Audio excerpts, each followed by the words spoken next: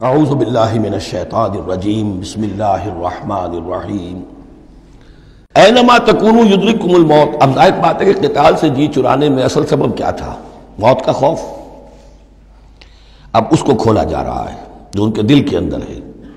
Anima تکونوا یدرککم الموت، جہاں کہیں بھی ہوگے موت تو تمہیں آ لے گی، پا لے گی۔ وَلَوْ كُنْتُمْ فِي بُرُوجٍ مُشَيَّدَةٍ، خواہ تم بڑے مضبوط فورٹیفائڈ قلعوں کے اندر اپنے آپ کو جا کر محصور کر لو۔ بروج قلعے کے لیے آتا تھا، مشیدہ بہت مضبوط۔ وَإِن تُصِبْهُمْ حَسَنَةٌ يَقُولُوا هَٰذِهِ مِنْ عِندِ اللَّهِ۔ ان منافقین کا ایک اور طرز عمل دیکھیے، اگر مسلمانوں کو کوئی اچھی شے مل گئی، کوئی فتح ہو گئی، کوئی اور خیر آ گیا، حضور کی تدبیر کے اچھے نتائج نکل آئے، تو اسے حضور کی طرف منسوب نہیں کرتے تھے۔ کیا کہتے تھے؟ ان تصیبہم حسنۃ یقولوا ھذہ من عند اللہ، بڑا اللہ کا فضل ہوا، بڑا اللہ کا کرم ہوا، اللہ نے کیا ہے۔ وَإِن تصبہم سیئۃ، اگر کوئی تکلیف آ گئی، کوئی مصیبت آ گئی، یقولوا ھذہ من عندک، اے محمد آپ کی وجہ سے ہوا ہے، یہ آپ نے یہ غلط اقدام کیا، آپ نے یہ فیصلہ کر لیا کہ کھلے میدان میں جا کے جنگ کریں گے، ہم نے تو مشورہ دیا تھا آپ کو، آپ کی بھی رائے یہی تھی کہ مدینے کے اندر محصور ہو کر جنگ کریں۔ خیر آ گئی تو اللہ کی طرف سے، اور اگر تکلیف آ گئی تو اے محمد آپ کی طرف سے۔ قل کل من عند اللہ، کہہ دیجئے یہ سب چیزیں، خیر ہو، شر ہو، تکلیف ہو، آسانی ہو، مشکل ہو، جو بھی صورت میں سب اللہ کی طرف سے ہیں۔ فما لہؤلاء القوم لا یکادون یفقہون حدیثا، تو ان لوگوں کو کیا ہو گیا ہے کہ یہ کوئی بات بھی نہیں سمجھتے، ان کی مت بالکل ماری جا چکی ہے۔ اب یہاں جو اگلی آیت ہے اس کے بارے میں کافی قول ہیں، لیکن جو میرے نزدیک راجح ہے وہ میں بیان کر رہا ہوں کہ اس میں تحویل خطاب ہے۔ شروع میں جو خطاب کیا جا رہا ہے وہ ان مسلمانوں کو جن کی طرف سے یہ کمزوری یا نفاق ظاہر ہو رہا تھا۔ ما اصابک من حسنۃ فمن اللہ وما اصابک من سیئۃ فمن نفسک۔ دیکھو اے مسلمان، جو بھی کوئی خیر تمہیں ملتا ہے تمہیں یہی کہنا چاہیے اللہ کی طرف سے، اگرچہ خیر بھی اللہ کی طرف سے اور شر بھی اللہ کی طرف سے۔ یہ تو جو ہمارے ایمان کا ہے وہ ایمان مفصل، والقدر خیرہ وشرہ من اللہ تعالی والبعث بعد الموت، ہمارا ایمان اس پر ہے۔ لیکن طریقہ کیا ہے انسان کے لیے، ادب کیا ہے، صحیح کیا ہے؟ وہ یہ ہے کہ خیر ملے اللہ کا فضل ہے، اور اگر کوئی خرابی ہوئی ہے میری کسی غلطی سے ہوئی ہے، مجھ سے کوئی کوتاہی ہوئی ہے، مجھے اللہ تعالیٰ نے کوئی تعدیب فرمانی چاہیے۔ وَأَرْسَلْنَاكَ لِلنَّاسِ رَسُولًا، اور اے نبی ہم نے آپ کو تو لوگوں کے لیے رسول بنا کر بھیجا ہے۔ ایک یہ قول ہے کہ اس میں تحویل خطاب ہے، ایک یہ کہ درمیانی ٹکڑے میں بھی خطاب تو حضور سے ہی ہے لیکن استجاب کے انداز میں، اچھا تو جو انہیں خیر مل جائے تمہیں وہ تو ہے اللہ کی طرف سے، اور جو کوئی برائی آ جائے تو اے نبی آپ کی طرف سے ہے۔ کیا بات یہ کہہ رہے ہیں جبکہ اللہ نے آپ کو تو رسول بنا کر بھیجا ہے؟ تو یہ دو تعبیریں ہیں اس کی، میرے نزدیک پہلی تعبیر راجح ہے۔ وَكَفَىٰ بِاللَّهِ شَهِيدًا، اور اللہ تعالیٰ کافی ہے گواہ کے طور پر یا مددگار کے طور پر۔ مَن يُطِعِ الرَّسُولَ فَقَدْ أَطَاعَ اللَّهَ، جو کوئی اطاعت کرتا ہے رسول کی، جس نے اطاعت کی رسول کی اس نے اطاعت کی اللہ کی۔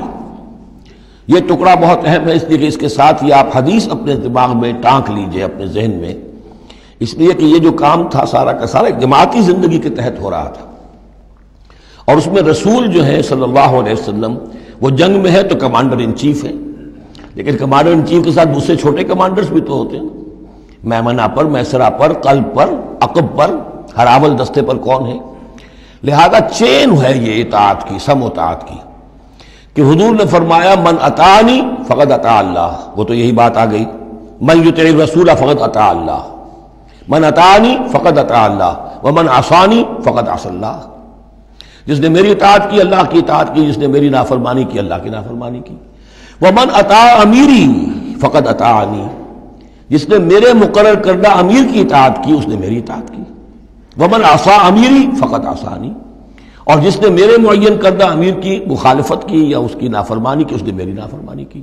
تو یہ چین چلے گی اوپر سے نیچے تک، جو بھی جماعت ہوگی، لشکر ہوں گے، اس میں جو ہے رینکس ہوں گے، اس میں کارڈرز ہوں گے، اسی طریقے سے یہ سم و طاعت جو ہے اس کی ایک زنجیر چلتی چلی جائے گی۔ ومن تولی فما ارسلناک علیہم حفیظا، اب جو اس سے منہ موڑ دیں، روگردانی کریں، تو اے محمد صلی اللہ علیہ وسلم، ہم نے آپ کو ان پر داروغہ بنا کر یا ذمہ دار بنا کر نہیں بھیجا ہے، وہ پھر اپنا معاملہ اللہ کے ہاں جا کر وہ خود اس کا محاسبہ جو ہے فیس کریں گے۔ وَيَقُولُونَ طَاعَةٌ، اور ان منافقوں کا حال یہ ہے کہ آپ کے سامنے تو کہتے ہیں طاعہ، ٹھیک ہے آپ نے جو فرمایا قبول ہے، ہم اس پر عمل کریں گے۔ فَإِذَا بَرَزُوا مِنْ عِنْدِكَ، جب آپ کے پاس سے جاتے ہیں، بَيَّتَ طَائِفَةٌ مِّنْهُمْ غَيْرَ الَّذِي تَقُولُ، اور اب ان میں سے ایک گروہ جو ہے وہ جا کر ایسے مشورے آپس میں شروع کر دیتا ہے جو خلاف ہے اس کے جو وہ وہاں کہہ کر گئے ہیں۔ سامنے تو ہو گئی، بعد میں جا کر جو ہے ریشہ دوانی، سازش۔ واللہ یکتب ما یبیتون، اور اللہ لکھ رہا ہے، نامہ اعمال ان کا تیار ہو رہا ہے، وہ جو بھی مشورے کرتے ہیں۔ فاعرض عنہم، تو اے نبی ان سے اعراض کیجئے، ان کو دفع کیجئے، چشم پوشی کیجئے، یہ کوئی نقصان نہیں پہنچا سکیں گے۔ اس میں بھی مصلحت یہ ہے کہ ابھی ان کے خلاف اقدام کرنا خلاف مصلحت ہے۔ جیسے ایک دور میں فرمایا گیا کہ ابھی فافو وصفحو، ان یہودیوں کو ذرا ابھی ان کی شرارتوں پر نکیر نہ کیجئے، جو کہہ رہے ہیں صبر کیجئے، اس لیے کہ ابھی اسی کے اندر مصلحت ہے کہ ابھی یہ محاذ نہ کھولا جائے۔ اسی طرح ان کے بارے میں کہا کہ آرزنو، ابھی ذرا کچھ عرصے کے لیے، یہاں الفاظ تو نہیں ہے وہ عرصے کے لیے، لیکن نتیجے کے طور پر، اس لیے کہ غزوہ تبوک کے بعد پھر حضور نے ان پر گرفت شروع کی، تو وقت آ گیا کہ اس کے بعد ان کے پردے چاک کر دیے گئے، جو پردے پڑے رہے تھے اب تک وہ پردے اٹھا دیے گئے تھے۔ فَأَعْرِضْ عَنْهُمْ وَتَوَكَّلْ عَلَى اللَّهِ، اور آپ اللہ پر توکل کیجئے، وَكَفَىٰ بِاللَّهِ وَكِيلًا، اللہ کافی ہے سہارے کے طور پر۔ یعنی ان کی یہ ریشہ دوانیاں، ان کے یہ مشورے، ان کی یہ سازشیں، یہ سب جو ہے پادر ہوا ہے، اور یہ سب نسیہ منسیہ ہو جائیں گی، آپ فکر نہ کیجئے۔ افلا یتدبرون القرآن، تو کیا یہ لوگ قرآن پر تدبر نہیں کرتے؟ پڑھتے تو ہیں، میں نے آپ سے کہا نا نمازیں تو وہ پڑھتے تھے، جو بھی منافق تھا اسے اس وقت نماز تو پڑھنی پڑتی تھی، ورنہ تو مسلمان نہ مانا جاتا۔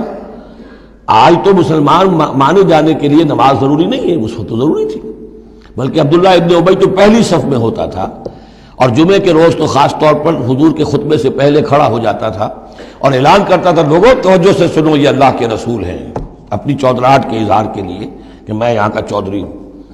تو وہ نمازیں تو پڑھتے تھے، قرآن سنتے تھے، لیکن افلا یتدبرون القرآن، قرآن پر تدبر نہیں کرتے۔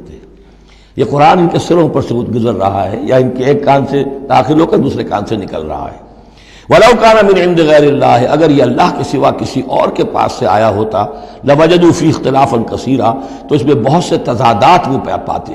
اس پر غور کرو گے، یہ بڑا مربوط کلام ہے، اس کا پورا فلسفہ جو ہے بہت منطقی طور پر مربوط ہے، اس کے اندر کہیں کوئی تضاد نہیں ہے۔ صدق اللہ العظیم۔